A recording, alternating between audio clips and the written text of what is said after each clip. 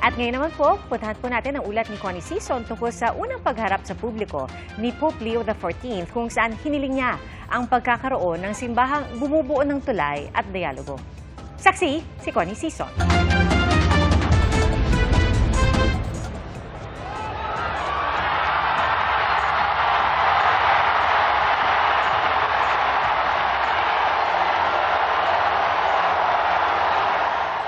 Tapos na ang paghihintay. May bago ng Santo Papa. Eto na! At naghihiyawan na ngayon dahil lumabas na ang puting usok sa chimney ng Sistine Chapel.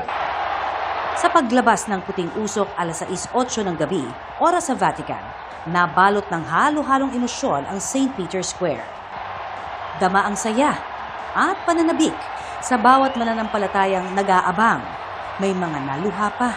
Ganyang karami, hindi na mahulugan ng karayom ang St. Peter's Square. Isang oras matapos ang paglabas ng puting usok,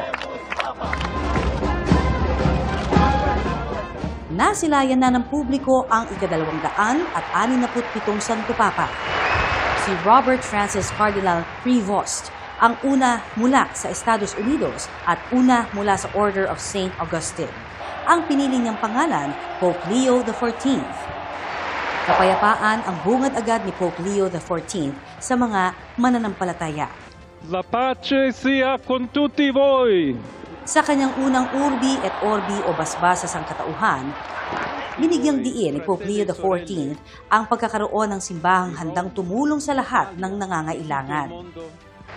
Dobbiamo cercare insieme come essere una chiesa missionaria, una chiesa che costruisce i ponti, il dialogo, sempre aperta a ricevere, come questa piazza con le braccia aperte, a tutti coloro che hanno bisogno della nostra carità, la nostra presenza, il dialogo, l'amore. Panawagan din niya sa mga Katoliko sa buong mundo ang magkaroon ng simbahang naghahangad ng kapayapaan at malapit sa mga taong naghihirap.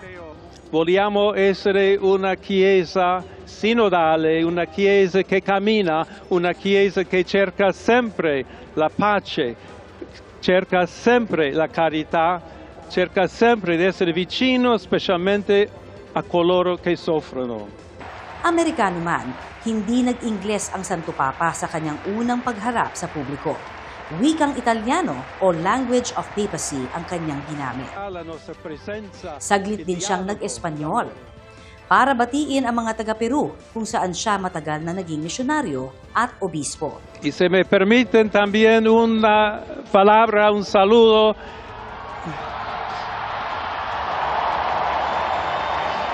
a todos aquellos,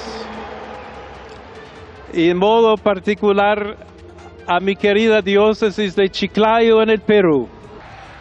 Pinasalamatan din niya ang sinundang si Pope Francis. Ancora conserviamo nei nostri orecchi quella voce debole ma sempre coraggiosa di Papa Francesco che benediva a Roma. I think everybody's in shock. I mean, we weren't expecting this. It's so amazing. I'm so grateful. It's just such a blessing. I don't know him. I was supporting. Bagamang pinaniniwala ang itutuloy ang mga sinimulan ng sinundang Santo Papa dahil sa mga pagkakatulad nila. Inaasahan ding gagawa siya ng sariling marka. Bawat po, no? Of course, lahat sila patuloy ang mission Jesus. Kahit sila na universal